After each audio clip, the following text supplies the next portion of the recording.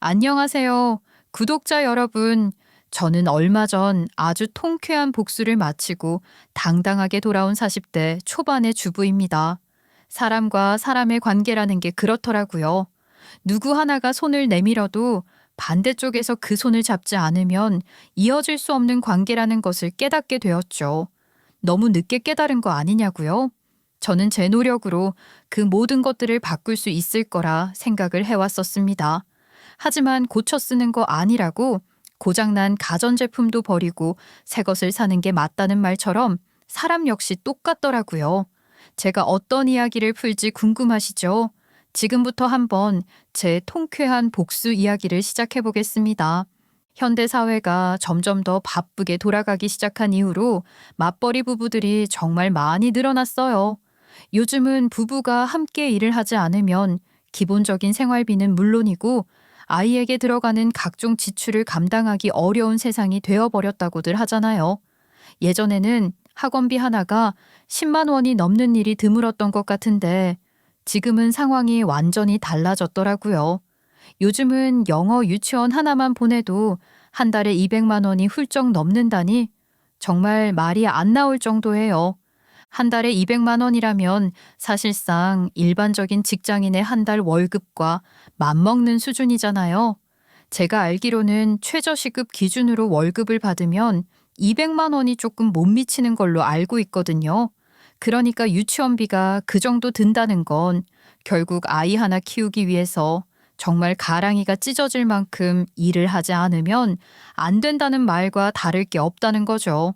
이런 맞벌이 문화가 대체 언제부터 이렇게 자연스러운 일상이 되었을까요?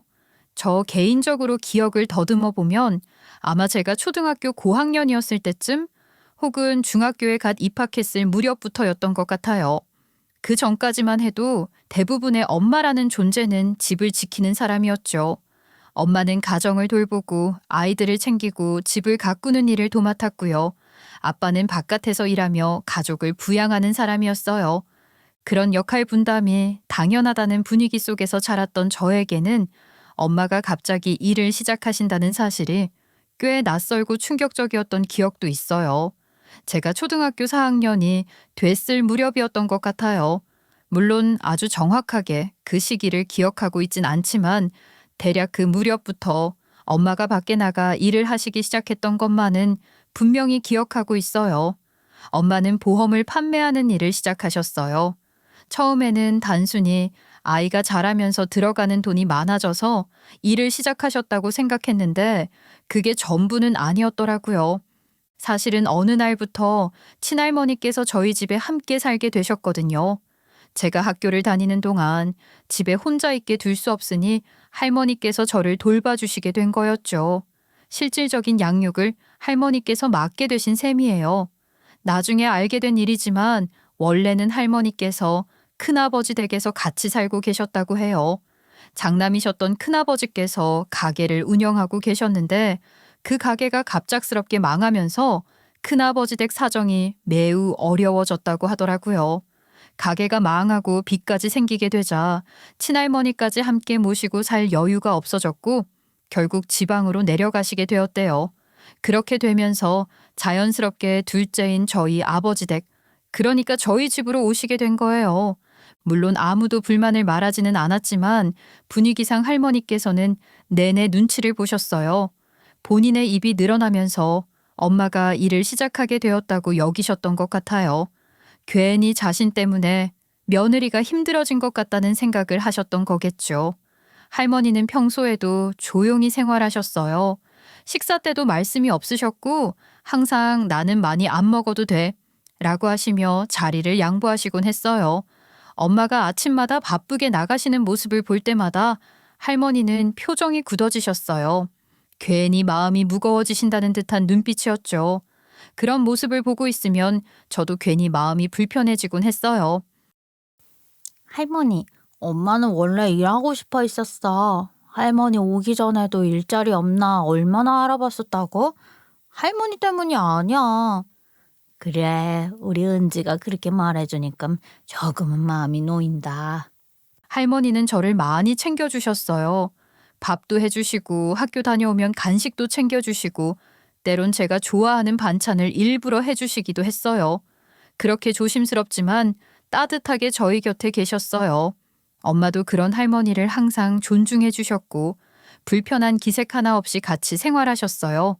물론 속으로는 힘드셨을 수도 있었겠지만 겉으로는 내색하지 않으셨어요. 아무래도 옛날 분이시다 보니 어른들에 대한 예의를 아주 중요하게 생각하셨고 그 중에서도 특히 식사 예절에 있어서는 철저하셨죠. 밥 먹을 땐 말하는 거 아니야. 다 씻고 삼킨 다음에 얘기해. 어릴 적 그런 할머니의 말을 듣고 저는 식사 중에는 자연스럽게 말수가 줄어들었고 쩝쩝 소리를 내면서 먹는 버릇도 고치게 되었어요. 처음엔 조금 답답했지만 지금 생각해보면 그게 고마운 가르침이었어요. 주변 어른들께서도 저를 보고 밥 먹는 예절이 바르다 하실 정도였으니까요. 물론 그건 다 우리 할머니 덕분이었죠. 할머니는 나이가 드시면서 몸을 쓰는 게 점점 불편해지셨음에도 불구하고 제가 뭐 하나 부탁만 하면 단 한 번도 거절하신 적이 없었어요. 아, 할머니, 나 목말라. 물 한 잔만. 얘, 네가 떠먹어. 너는 할머니한테 그런 걸 부탁하고 싶니? 그리고요, 어머니, 제발 이제 그만 눈치 좀 보세요. 저 하나 편하자고 그렇게까지 안 하셔도 돼요. 내가 할 수 있는 일을 해주는 것뿐이다. 시어머니가 며느리 눈치 안 보면은 거부 갈등 나는 법이야. 그냥 내가 움직이면 되는데 말로 하는 것보단 나아서. 그 말에 저는 늘 감탄했어요. 많은 시어머니들이 며느리에게 잔소리를 하거나 말로 이기려 드는 걸 수도 없이 봤지만 우리 할머니는 그 반대셨어요. 엄마가 하는 일에 토를 다는 법도 없었고 대신 직접 몸을 움직여서 조용히 도와주셨어요. 잔소리 대신 행동으로 사랑을 표현하셨던 분이셨죠. 사실 사람은 나이가 들면 꼰대 기질이라는 게 생긴다고들 하잖아요. 게다가 며느리라는 존재를 종부리듯 대하는 어른들도 많고요. 그런데 우리 할머니는 나이와 관계없이 항상 상대방을 존중하려고 하셨어요. 사람은 서로 다르고 각자의 방식이 있다는 걸 인정하고 살아가셨던 거죠. 그런 분 밑에서 자라다 보니 저도 자연스럽게 그 영향을 받게 되었어요. 제가 할머니의 기질을 닮았다는 말을 들으면 괜히 뿌듯해지곤 해요. 사람은 말이 아니라 행동으로 보여야 해. 정 많고 착하게 살면 나중에 꼭 복 받는다. 그 말을 들을 때마다 저는 마음이 따뜻해졌어요. 어린 마음에도 사람은 그렇게 살아야 하는구나 하는 생각이 들었고요.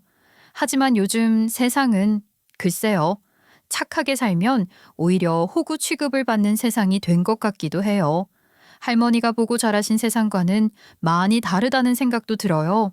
사람 마음이 단순한 선의만으로는 받아들여지지 않는 일들도 많아졌고 가끔은 무례한 사람이 더 당당해 보이기도 하잖아요. 물론 참는 것이 항상 옳다고는 할 수 없겠지만 때로는 그게 더 큰 지혜일 수 있다는 생각도 들었어요. 그렇게 생각했기 때문에 우리 엄마와 할머니 사이에서도 큰 갈등 없이 조화롭게 지낼 수 있었던 게 아닐까 싶어요. 엄마도 할머니를 존중했고 할머니 역시 엄마를 배려해 주셨어요. 말없이 서로를 살폈고 표현은 많지 않았지만 그 안엔 분명한 애정이 있었어요. 저는 그런 두 분을 보며 자랐고 그래서인지 저도 누군가와 관계를 맺을 때 말보다 행동이 중요하다는 걸 늘 마음에 새기며 살고 있어요. 저는 성적이 그럭저럭 평범한 편이었어요.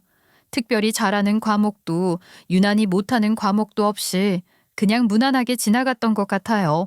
대학도 그렇게 평범한 성적으로 입학했고 졸업 후에도 특별한 이변 없이 평범하게 취업 준비를 해서 역시 평범한 중소기업에 입사를 하게 되었죠. 제가 두각을 나타내거나 눈에 띄는 재능이 있었던 건 아니었어요. 하지만 모든 일에 조금씩이라도 꾸준히 손을 댄 덕분에 최소한 평범함이라는 선은 지킬 수 있었던 것 같아요. 약속은 꼭 지키는 편이었고 교우 관계에서도 말이 많거나 뒷말이 도는 스타일은 아니었어요. 제가 스스로 정해둔 신조 같은 게 있는데요. 앞에서 못할 말은 뒤에서도 하지 말자는 게 제 철칙이에요. 그 말을 행동으로 지키려 하다 보니 제 말투나 태도는 조용하고 묵직하다는 인상을 주었나 봐요. 은지 너한텐 괜히 말이 살지 않을 것 같아서 네 입은 무거워서 믿음이 가. 이런 말을 들을 때마다 기분이 좋았어요. 그래서였는지 친구들이 저한테 비밀 이야기를 많이 털어놓기도 했죠. 저는 어디 가서 남의 이야기를 한 적이 단 한 번도 없었어요. 그건 제 안에서 지켜야 할 약속처럼 느껴졌거든요. 하지만 이런 성격이 항상 장점만 있었던 건 아니었어요. 다른 사람을 자꾸 배려하려는 마음이 크다 보니 제 주장은 자연스럽게 뒤로 밀려났고 내가 한 번만 참아보자는 마음을 자주 가지게 되었어요. 그게 때로는 불편함으로 돌아오기도 했죠. 속상한 일이 있어도 말하지 않고 삼켜버리는 일이 많았어요. 은지야, 네 그 착한 마음이야말로 복받을 성품이지. 근데 말이다. 아무리 그래도 할 말은 하고 살아야 한다. 속으로만 삼키면 그게 병이 돼. 사람은 말도 배출해야 사는 법이야. 네, 할머니. 명심하고 살게요. 나도 뭐 착하기만 한 건 아니라니까. 그 말씀을 들으면서 저는 마음이 뭉클해졌어요. 평생을 조용히 사셨던 분이 그런 말씀을 하시는 걸 보면서 저도 언젠가는 제 목소리를 낼 수 있어야겠다고 생각했어요. 그렇게 조용히 제 삶을 살아가던 중 저는 수도권에 있는 한 중견기업 회계팀에 취업하게 되었어요. 작은 회사는 아니었지만 아주 대기업도 아닌 중간 규모의 회사였죠. 안정적인 분위기 속에서 처음엔 어색했지만 서서히 적응해 나가기 시작했어요. 그리고 바로 그 회사에서 지금의 남편을 만나게 되었어요. 남편은 같은 회사에 다니는 총무팀 선배의 친구였어요. 조금 복잡하죠? 남편이 같은 회사 직원은 아니었고 단순히 선배의 친구였을 뿐인데 어떻게 만나게 되었냐면 이렇습니다. 어느 날 회식 자리에서 마음이 맞는 몇 명끼리 2차로 맥주 한 잔을 더 하러 갔는데 그 자리에 남편이 우연히 합석하게 되었어요. 그렇게 시작된 첫 만남은 어색하면서도 이상하게 편안했어요. 다음 날 아무렇지도 않게 흘러갔고 그 뒤로 몇 번이고 그때 그 자리가 꽤 재미있었지 않았어? 라는 핑계로 다시 만나는 일이 생겼어요. 함께 술잔을 기울이며 이야기를 나누다 보니 자연스럽게 서로에게 끌렸고 어느 순간부터 연애가 시작되었죠. 그렇게 2년 정도를 조심스럽고도 따뜻하게 연애했어요. 물론 갈등도 있었지만 서로 배려하며 시간을 쌓아갔죠. 그리고 결국 저는 34살의 나이에 결혼을 하게 되었어요. 결혼 이야기를 꺼냈을 당시 저희 부모님은 정말 깜짝 놀라셨어요. 제가 남자친구가 있다는 사실조차 모르고 계셨기 때문이었죠. 당시 부모님 표정을 아직도 잊을 수 없어요. 당황스럽고 놀라셨지만 그래도 제 선택을 믿어주셨고 큰 반대 없이 결혼을 허락해 주셨어요. 남편은 넉살이 좋은 사람이었어요. 처음 만났을 때부터 말을 편하게 잘 걸고 웃는 얼굴로 사람을 대하는 모습이 인상적이었죠. 처음에는 그런 유쾌한 분위기가 마음에 들었어요. 어디 가서도 말로 분위기를 부드럽게 만들 줄 아는 사람이었고 처음 보는 사람과도 금방 친해질 수 있는 능력이 있었으니까요. 하지만 시간이 지나면서 저는 한 가지를 알게 되었어요. 남편은 그 성격에 비해 베푸는 데는 조금 인색한 편이었어요. 선물이나 돈을 쓰는 데 있어서 유난히 계산이 빠른 사람이었죠. 그런데 신기하게도 그게 남한테는 그래도 제 가족에게는 달랐던 것 같았어요. 처음 저희 집에 인사를 오던 날을 아직도 잊지 못해요. 바리바리 선물을 싸 들고 왔는데 그게 전부 우리 가족의 취향을 고려한 선물이었다는 거예요. 이건 장모님 좋아하시는 화장품 브랜드 제품이고요. 이건 장인어른이 좋아하신다고 하셨던 거죠. 제가 귀한 걸로 들고 왔습니다. 어머, 그걸 기억했었어? 특히 기억에 남는 건 면세점에서 샀다는 비싼 양주였어요. 저는 그때까지 몰랐는데 아버지가 양주를 좋아하셨거든요. 남편이 그걸 알고 직접 준비해 왔다는 것 자체가 저희 부모님께는 꽤 인상 깊었던 모양이에요. 이야, 이거 진짜 비싼 건데. 장인어른 되실 분인데 그 정도는 해야죠. 그 순간 저는 남편이라는 사람에 대해 다시 생각하게 되었어요. 이 사람은 적어도 내 가족을 존중하고 잘하려는 마음이 있는 사람이구나 싶었죠. 비싼 선물 때문이 아니라 그 사람의 태도에서 진심이 느껴졌거든요. 남편은 평소에도 유쾌하고 살가운 사람이었어요. 자신이 홀어머니 밑에서 자랐다는 이야기도 스스럼 없이 꺼냈고 그 과정에서 힘들었다는 말은 전혀 하지 않았어요. 나는 혼자 자랐어도 전혀 외롭지 않았어요. 우리 엄마도 잘해주셨고 친척들도 다 모여서 챙겨주셨거든요. 명절이면 꼭 다 같이 모이고 여행도 다니고 그래서 그런가? 나는 가족이랑 함께 있는 시간이 진짜 좋아요. 그 말을 들었을 때 저는 이 사람이라면 함께 살아가면서 큰 위기가 닥쳐도 잘 이겨낼 수 있겠다는 생각을 했어요.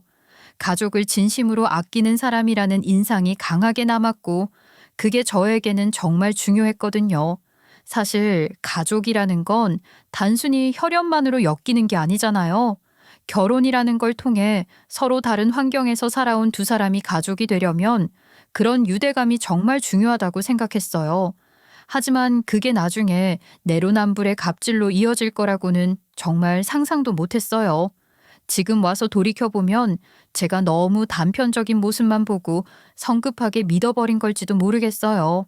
남편이 제 가족에게는 유난히 살가웠던 그 모습이 어쩌면 처음부터 저를 안심시키기 위한 의도였던 건 아닐까 싶기도 해요. 물론 그때는 그런 생각을 전혀 하지 못했죠. 아마도 저는 그때까지 사람이 보여주는 모습이 전부인 줄 알았던 것 같아요. 더 깊이 보지 못했고 더 넓게 생각하지 못했던 제 책임도 있었겠죠. 하지만 한편으로는 진심으로 믿었던 만큼 실망도 컸다는 걸 부정할 수는 없었어요. 결혼 후 우리는 정말 알차게 신혼을 즐겼어요. 처음에는 사실 걱정이 좀 많았습니다. 남편이 외동아들이고 시어머니는 혼자 계신 분이시라 혹시라도 저희 생활에 자주 끼어드시면 어쩌나 싶었거든요. 그런데 웬걸요, 그런 걱정은 기우였어요. 우리 시어머니는 요즘 사람들 말로 정말 쿨한 분이셨어요. 저희 살림에 간섭 같은 건 전혀 하지 않으셨고 무엇보다도 부부 사이의 일은 두 사람이 함께 헤쳐나가야 한다고 늘 말씀하셨거든요. 약간 한 걸음 멀리에서 응원을 해주시고 지지를 해주시는 분이었다고나 할까요? 결혼은 니들이 하는 거다. 엄마는 믿고 지켜볼게. 둘이서 알아서 잘 할 수 있을 거라고 믿어. 그렇게 말씀해 주셔서 정말 감사해요. 실망시키는 일 없이 잘 살아볼게요. 그래, 서로에게 힘이 되어주고 의지를 하면서 살 수 있으면 좋지. 그렇게 말씀하셨던 시어머니의 말 한마디에 저는 큰 위안을 얻었어요. 주말마다 만나자고 연락하시는 분도 아니셨고 신혼집은 어떻게 꾸몄냐? 냉장고 안엔 뭐가 들었냐? 같은 질문으로 보채는 분도 아니셨죠. 사실 결혼 생활이라는 것에 조금 겁을 먹었던 것도 있었는데 우리 시어머니는 그런 걱정을 한 방에 날려버리게 만들어주시는 분이었죠. 그래서 저는 결혼이라는 게 정말 축복이라고 생각했어요. 제 뜻대로 가정을 꾸려나가고 남편과 함께 발을 맞춰 살아가는 삶이 이렇게 안정되고 행복할 수 있다는 게 그저 감사했거든요. 어디 가서 나는 정말 결혼 잘 한 것 같다. 그 말이 절로 나왔고 누구보다 제 자신이 선택한 이 결혼에 만족하고 있었어요. 하지만 그 모든 게 결국엔 제 단단한 착각이었어요. 우리 시어머니는 저를 안심시키면서 한편으로는 제 뒤통수를 칠 준비를 하고 계셨던 분이셨어요. 저는 그걸 모르고 있었을 뿐이죠. 결혼 2년 차에 접어들 무렵 저에게 아이가 생겼어요. 임신 소식을 알렸을 때 시어머니는 무척 기뻐하셨어요. 처음엔 축하해 주시고 따뜻한 말도 많이 건네셨어요. 아이는 결혼 생활에 가질 수 있는 가장 큰 축복이라고 하듯이 친정에서도 그렇고 저희 시어머니께서도 그렇고 임신을 해서 힘들 저의 몸과 마음을 제일 먼저 살펴주셨었어요. 아유, 임신을 하니 고생했다, 우리 며느리. 이제 진짜 가족이 생기네. 하루빨리 손주를 보고 싶었는데 이렇게 선물 안겨줘서 고맙다, 고마워. 그 말에 저는 울컥했어요. 시어머니가 정말 나를 가족처럼 생각하시는구나 싶었거든요. 그런데 그 순간부터 조금씩 이상해졌어요. 임신 소식을 알리고 얼마 지나지 않아 시어머니의 간섭이 점점 심해지기 시작했거든요. 예, 영양제는 잘 챙겨 먹고 있니? 네, 근데 철분이 들어간 것은 변비가 생기는 것 같아서 못 먹겠더라고요. 변비가 생기면 어떠니? 애한테 얼마나 많은 영양분이 공급되는가가 중요한 거지. 예, 너 병원은 어디 다니니? 검사는 해봤어? 저는 나름대로 맘카페에서 정보도 얻고 주변에 물어보면서 집 근처에 괜찮다는 산부인과를 알아보고 다니고 있었어요. 그래서 솔직하게 말씀드렸죠. 네, 어머니. 저 병원 알아보고 딱 정해서 다니고 있어요. 집 근처에 평도 좋은 곳이 있어서 거기로 다니기로 했어요. 그런데도 시어머니는 자꾸 의정부에 있는 어느 병원을 추천하시면서 그쪽으로 가보라고 하시는 거예요. 처음엔 단순한 추천인 줄 알았는데 점점 강요처럼 느껴졌죠. 내가 아는 의사 선생님이 있는데 거기 진짜 진료 잘 본다고 하더라. 명준의 며느리도 거기 다녔는데 좋았다더라. 아, 저희 집에서 의정부는 너무 멀어서 다니기 힘들 것 같아요. 처음 듣는 이름이 나와서 당황했죠. 알고 보니까 시어머니에게 명주라는 친한 친구분이 계셨고 그분 아들이 저희보다 6개월 정도 먼저 결혼을 했다고 하더라고요. 그 며느리가 임신했을 때 이 병원을 다녔다느니 이걸 챙겨 먹었다느니 하면서 명주 이모가 시어머니 귀에 대고 온갖 이야기를 해주신 모양이에요. 그리고 우리 시어머니는 그 이야기를 들으시고는 마치 의무라도 되는 양 저에게 그대로 따라하라고 하시는 거예요. 명주 이모는 저희 시어머니와 아주 오래된 사이였지만 친한 만큼 서로에게 약간의 라이벌 의식도 가지고 있는 분이었어요. 알게 모르게 내가 잘났네, 내 아들이 잘났네 하면서 티격태격하는 그런 사이였다고나 할까요? 그래서 시어머니께서는 은근히 명주 이모네 며느리와 저를 비교하며 이야기를 하기도 했어요. 특히 임신 후에는 그 빈도수가 잦아졌죠. 명준의 며느리는 말이야. 그때 병원에서 이런 검사도 했대. 너도 한번 해봐라. 다 너 잘 되라고 하는 거야. 어머니, 저도 알아보고 다니고 있어요. 그리고 지금 병원도 괜찮은 곳이라서 여기서 계속 다닐 생각이에요. 그런데도 시어머니는 아랑곳하지 않으셨어요. 마치 본인이 더 잘 안다는 듯 자꾸 저를 설득하려 들고 결국에는 명준에는 그렇게 했다라는 말을 반복하셨어요. 사실 처음엔 별 생각 없이 들었지만 갈수록 그 말이 부담이 되기 시작했어요. 저는 제가 준비하고 알아보고 결정해서 아이를 잘 지키고 싶었거든요. 하지만 시어머니는 제 선택을 존중해 주시기보다는 비교와 강요의 말을 통해 저를 끌고 가려 하셨어요. 그리고 그 모든 시작은 명준에는 이렇게 했다는 말 한마디에서 비롯된 것이었죠. 근데 사람마다 편한 게 다르고 가진 것도 다른 법 아니겠어요? 명주 이모네 며느리가 그런 걸 할 수 있다는 건 이해해요. 상황이 되니까 그럴 수 있겠죠. 하지만 저에겐 제 생활이 있고 저 나름대로 맞는 방식이 있는데 굳이 그걸 꼭 따라할 필요는 없다고 생각했어요. 그래서 시어머니께 정중하게 말씀드렸어요. 어머니, 그만요. 저도 다 알아보고 있어요.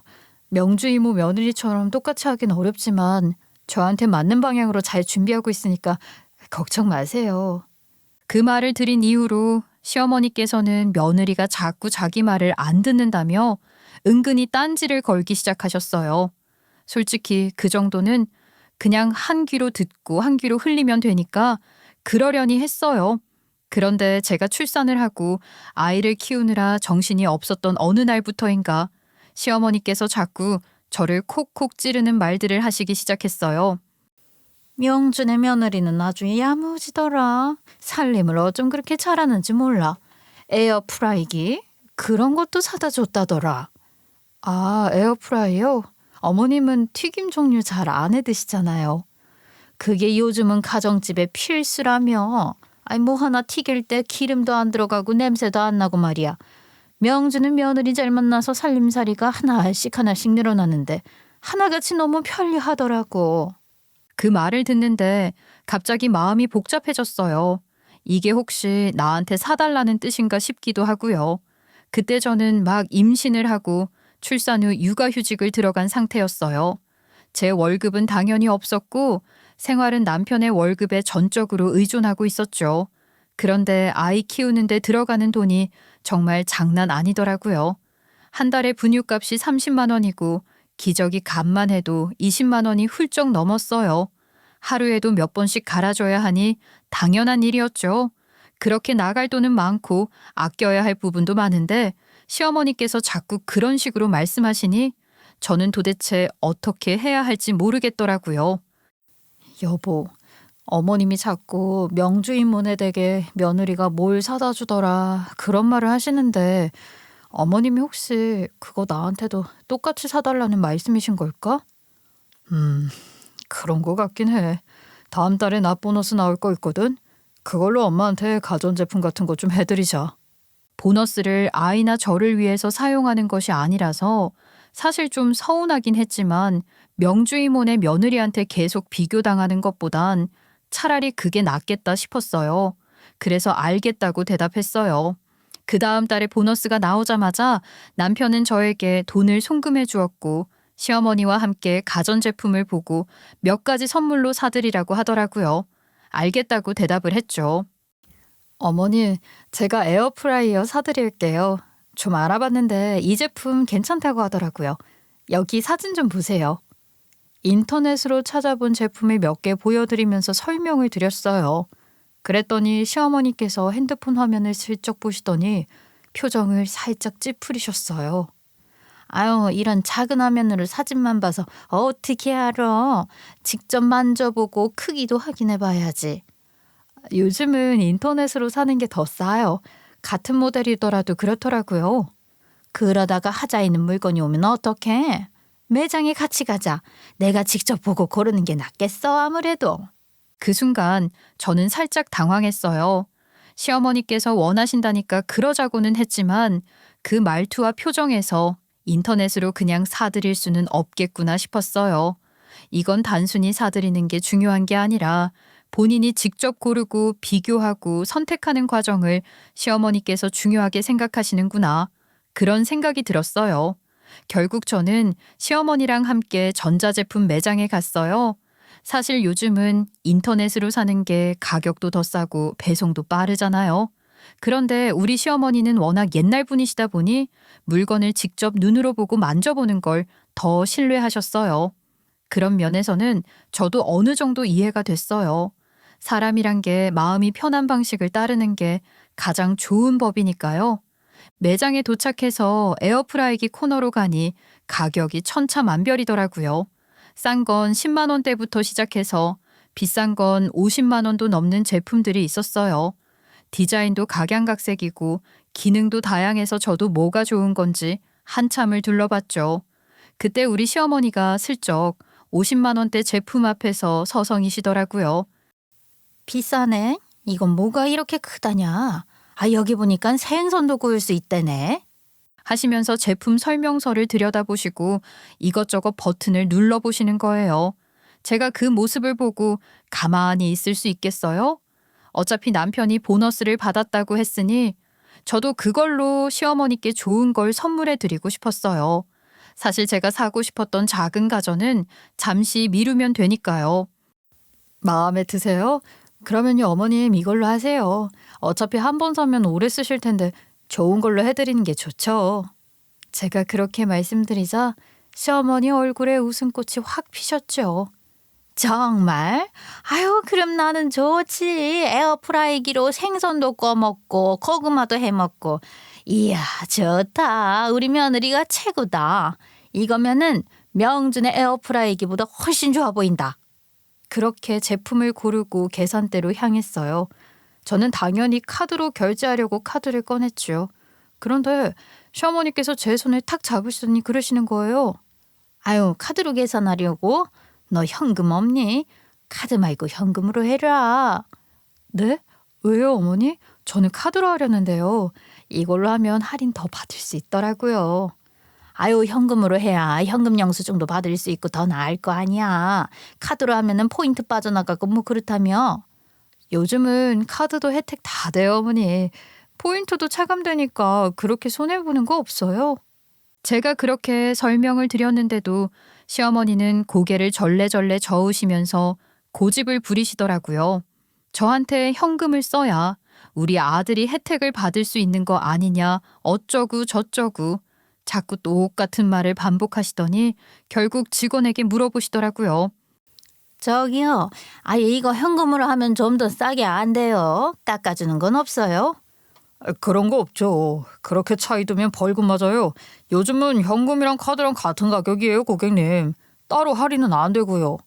아유, 그래도 현금이 낫지. 괜히 카드 긁고 나중에 후회하지 말고 그냥 현금 있으면 현금으로 해라. 그때 저는 솔직히 좀 당황스러웠어요. 굳이 현금이랑 카드가 가격 차이가 없는데도 자꾸 현금으로 하시겠다는 걸 보면서 왜 이렇게까지 고집을 부리실까 하는 생각이 들었죠. 지만 또 생각해보면 어르신들 세대에서는 카드를 신뢰하지 못하는 경우도 많고 직접 눈앞에서 돈이 오가는 걸 더 선호하시니까 그럴 수도 있겠다 싶었어요. 아, 네, 알겠어요. 그냥 현금으로 할게요. 이거 현금으로 결제 좀 해주세요.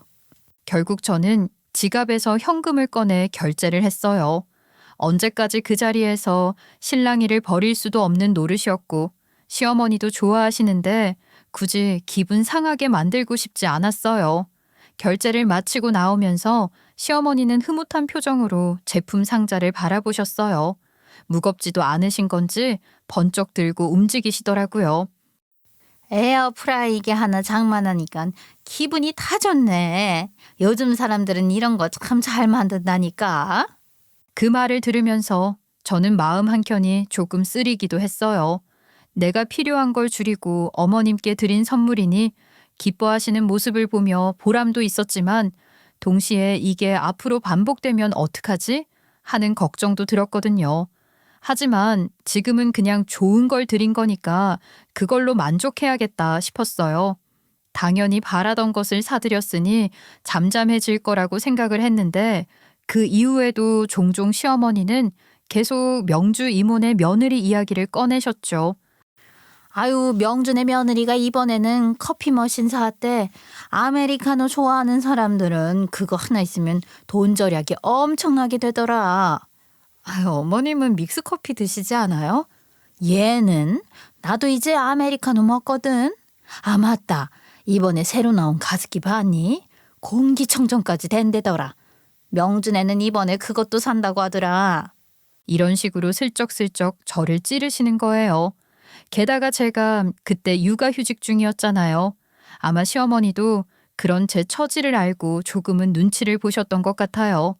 저희 부부도 빠듯한 형편이었고 아이 키우는데 들어가는 돈이 한두 푼이 아니었으니까요.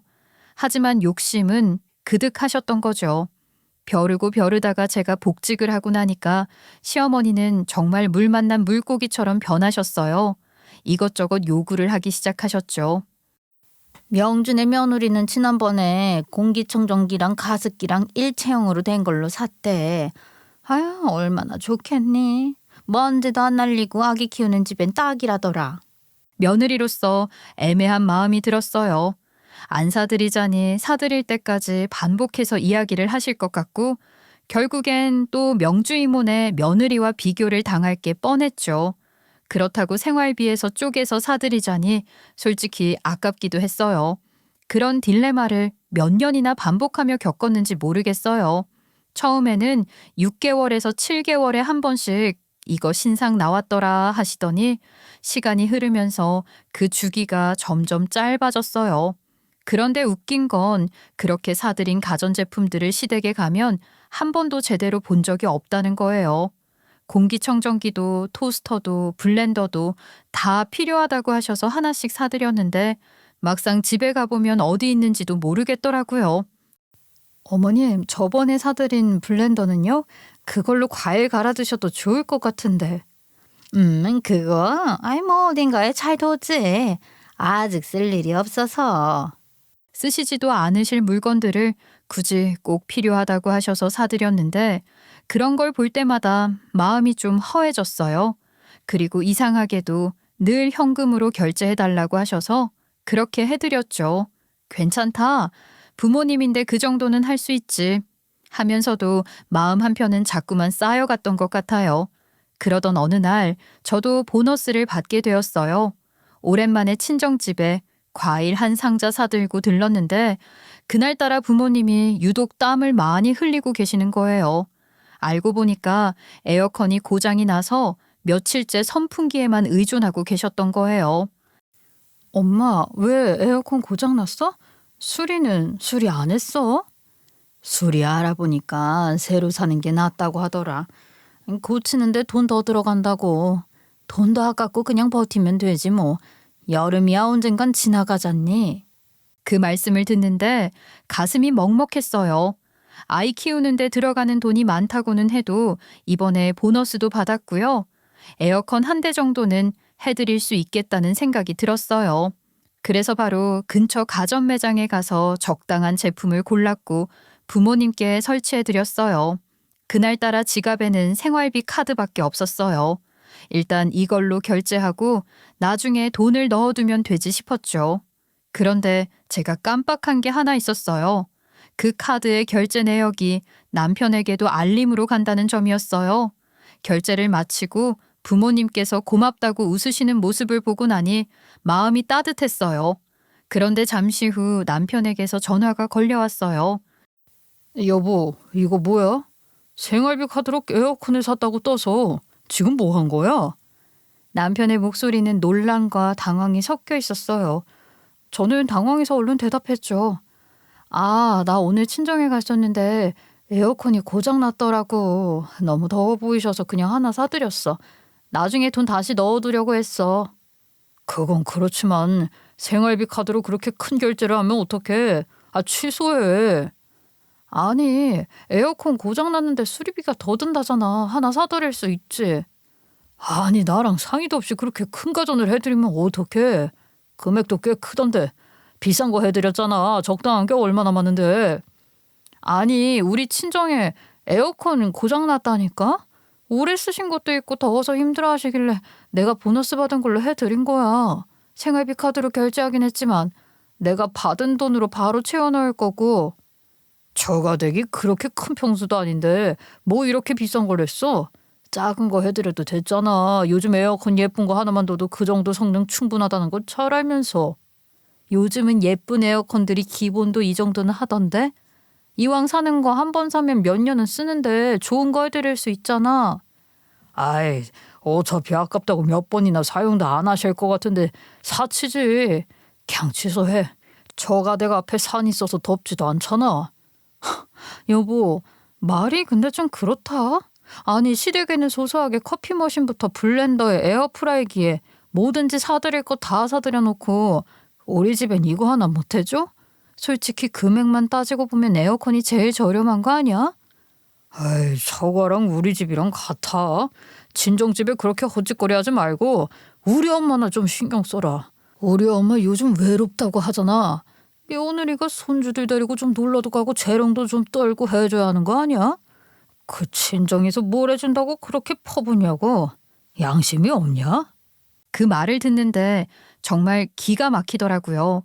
친정집에 해드린 일을 두고 헛짓거리라니요? 저는 남편의 돈을 몰래 쓴 것도 아니고 제가 일해서 받은 보너스로 한 결제였어요. 그저 카드가 남편 이름이라 내역이 간 것뿐이었는데 무슨 큰 죄라도 지은 사람처럼 말하니 너무 서운했어요. 제가 남편에게도 말을 했잖아요. 제가 받은 보너스로 채워 넣을 생각이었다고요. 마치 제가 허락도 없이 써서는 안 되는 돈을 쓴 것처럼 말을 하는데 어이가 없었죠.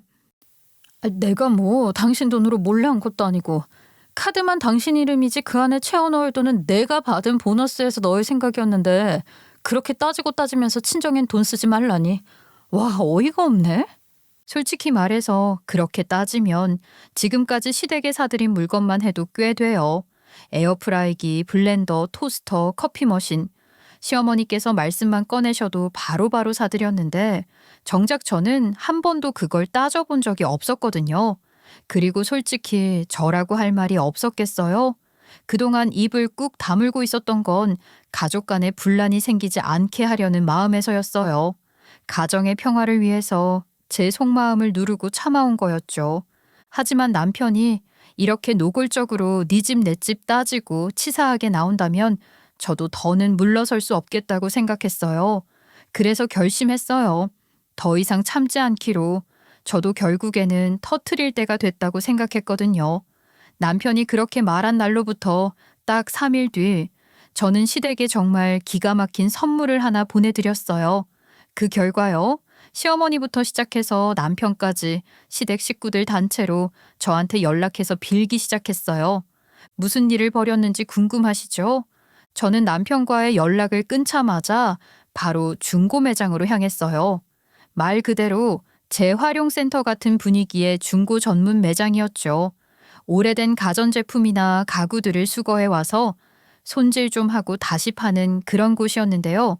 평소 같았으면 쳐다도 안 봤을 물건들을 제가 그날따라 하나하나 꼼꼼히 살펴봤어요. 그것도 그냥 중고가 아니라 정말 한눈에 봐도 이건 쓰레기구나 싶은 것들만 골라 담았어요.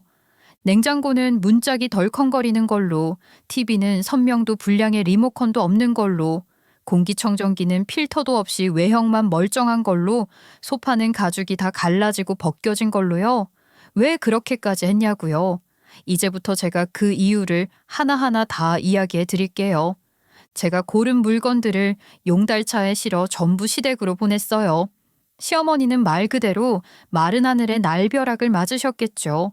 평소처럼 집에서 조용히 쉬고 계셨는데 갑자기 벨이 울리고 배송 왔습니다. 라는 말에 문을 여셨을 거예요. 그 순간 이삿짐 센터 직원처럼 보이는 남자 4명이 신발도 벗지 않고 뻔뻔하게 집 안으로 들어가더니 시댁에 있던 멀쩡한 가전제품과 가구들을 하나씩 빼가기 시작한 거예요. 그리고는 제가 따로 준비한 보기만 해도 중고 중에서도 상태가 심각한 물건들을 하나둘씩 자리에 채워 넣기 시작했죠. 시어머니는 깜짝 놀라셔서 소리치셨다고 하더라고요. 아니, 왜 남의 집 물건을 허락도 없이 바꾸는 거예요? 이게 무슨 짓이에요? 누가 이런 일을 하라고 했어요? 당장 돌려놓으세요. 고객님, 이 집에 있는 가전제품들 팔고 이 제품들로 바꿔놓는 걸로 계약된 상태입니다. 저희는 돈 주는 사람 지시에 따라서 일할 뿐입니다. 아니, 도둑놈들 아니야 이거? 멀쩡한 물건들 다 어디로 가져가는 거야 정말? 누가 이런 짓을 했는지 당장 말해봐요. 그런데 사실 그 모든 게 전부 제가 한 짓이었어요. 시어머니 댁에 있던 가전제품과 가구들은 제가 수거 요청을 따로 해둔 상태였고 그 자리에 제가 중고 매장에서 산 헐고 낡은 물건들을 하나하나 직접 골라보낸 거였어요. 더 놀라운 건 그 물건들 상태가 말 그대로 엉망이었기 때문에 시어머니는 거의 기절초풍 일보 직전이셨다는 거예요. TV는 리모컨도 없고 화면은 뿌옇게 번져 있었고 공기청정기라던 건 필터가 빠져 있어서 그냥 장식품에 불과했어요. 소파는 앉을 때마다 삐걱삐걱 소리가 나고 가죽은 다 찢어져서 쿠션 안에 솜이 삐져나와 있었죠. 냉장고는 안쪽에 불이 안 들어오고 선반 하나는 금이 가 있었어요. 그렇게 온 집안이 말 그대로 중고 중에서도 고장 직전의 물건들로 바뀐 거죠. 시어머니는 도대체 누가 이런 짓을 한 건지 끝까지 따져 묻고 싶으셨나 봐요. 직원들에게 소리를 지르면서 이름을 알려달라고 했대요. 그러자 직원 한 명이 이렇게 말했대요. 잠시만요. 여기 계약자 이름이 있는데 저희는 의뢰인 성함만 듣고 움직입니다. 이번 건은 고상철님께서 주문하신 걸로 되어 있네요. 그 이름 바로 제 남편 이름이었어요. 제가 일부러 남편 이름으로 보낸 거죠. 시어머니는 그 말을 듣자마자 바로 남편에게 전화를 거셨다고 해요. 얘, 아니 이게 무슨 일이니? 너 이런 일 시킨 거 맞니? 아니 이거 엄마한테 왜 이래? 무슨 말씀이세요? 제가 뭘요? 아니 네가 중고가전 매장에다가 우리 집 가구랑 중고 가구랑 전부 바꿔두라고 지시를 했다며. 남편은 시어머니께 모든 이야기를 전해 듣게 되었을 겁니다. 그러면서 설마 하는 마음으로 저에게 전화를 했던 거죠. 그런데요, 저는 전화를 안 받았어요. 그 순간만큼은 아무 말도 하고 싶지 않았고 일부러 조용히 무시했어요. 분명히 저한테 전화를 해서 따질 거라는 걸 알고 있었기 때문에 한 행동이었습니다. 제가 계속 전화를 받지 않았더니 남편이 문자로 이렇게 남겼더라고요. 퇴근하고 무조건 우리 엄마 집으로 와. 당장 설명해. 이게 뭐 하는 짓이야? 그 문자를 보고도 저는 아무 대답도 하지 않았어요. 생각해보면 아이러니했죠. 그동안 시댁에는 커피 머신, 블렌더, 에어프라이기 뭐든 필요하다 하시면 다 사드렸는데 제가 친정에 에어컨 하나 해드렸다고 헛짓거리라는 소리를 들었잖아요. 그 말이 제 안의 마지막 인내심을 무너뜨린 거예요. 그 결과가 바로 이번 선물이었던 거죠. 그래서 저는 남편이 시댁으로 오라고 했던 그 말 그대로 퇴근하고 나서 시댁으로 향했어요. 속은 끓고 있었지만 겉으로는 아무 일도 없다는 듯 룰루랄라 콧노래까지 부르며 일부러 활기차게 움직였죠. 그렇게 시댁 현관문을 열고 딱 들어섰는데 세상에나 집 안 풍경이 정말 개판이더라고요. 완전히 개차반 수준이었어요. 저는 모르는 척 일부러 크게 놀라는 표정을 지으며 입을 벌렸어요. 어머, 어머님, 집이 왜 이렇게 누더기처럼 변했어요? 이게 다 무슨 일이에요? 그러자 이미 도착해 있던 남편과 머리에 손수건까지 두른 채 소파에 앉아 계시던 시어머니가 동시에 소리를 치셨어요. 얘, 네가 한 짓 아니냐? 너 지금 장난해? 어떻게 멀쩡한 우리 집 가전들을 왜 팔아넘기고 있던 쓰레기들을?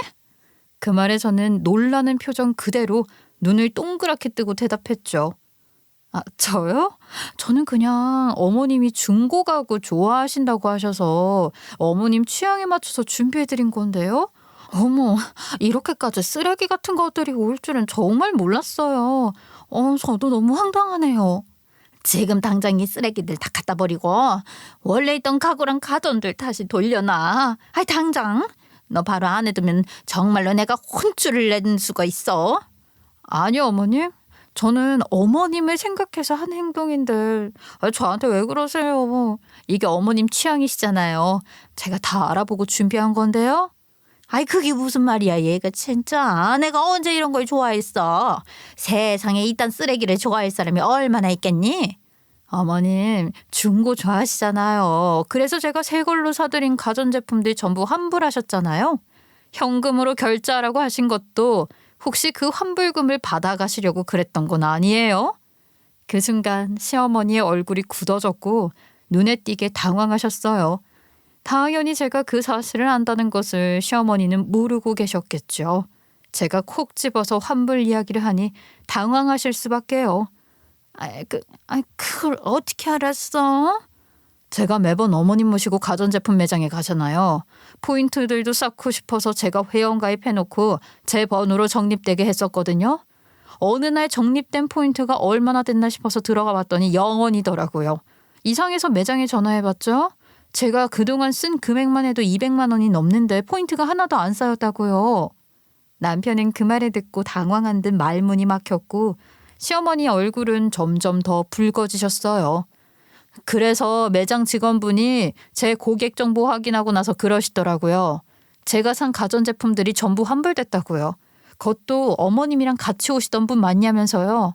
어머님이 물건 전부 환불하시고 현금으로 받아가셨다고 하시더라고요. 그 말을 마치자 시어머니는 완전히 말문이 막히신 듯 입을 꾹 다무신 채 눈을 피하셨어요. 그 모습을 보고 저는 마음이 싸하더라고요. 속으로 생각했어요. 그래, 결국 그랬던 거였구나 하고요. 시어머니가 그렇게까지 하실 줄은 몰랐어요. 환불받은 현금이 필요하셨던 걸까요? 자식들한테 용돈 더 달라고 하기는 미안해서 그러신 걸 수도 있겠다는 생각이 들기도 했어요. 저는 그 사실을 알았을 때 정말 분하고 억울했지만 그 순간 그냥 참았어요. 애써 속으로만 삼켰어요. 왜냐하면 혹시라도 시어머니가 자식들한테 부담 주기 싫어서 그러셨을 수도 있으니까요. 그럴 수도 있다고 생각했거든요.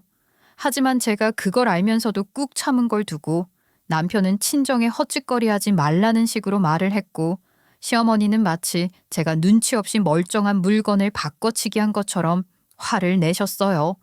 그런데 그 물건들, 그 많은 가전들 전부 제가 좋은 마음으로 사드린 거였거든요. 그리고 그 카드 결제를 일부러 현금으로 해달라고 하셔서 어머님 뜻이라 믿고 다 그렇게 맞춰드렸던 건데요.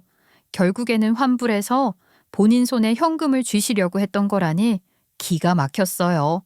그래서 이번엔 제가 한번 보여드린 거죠. 새 걸 사드리면 환불하신다고 하니까 이번엔 그냥 중고로, 그것도 제대로 된 중고로, 포인트 따위도 필요 없는 정말 딱 어머님 스타일로 맞춰드린 거라고 말을 하니까 시어머니께서는 사색이 될 수밖에 없었던 거죠.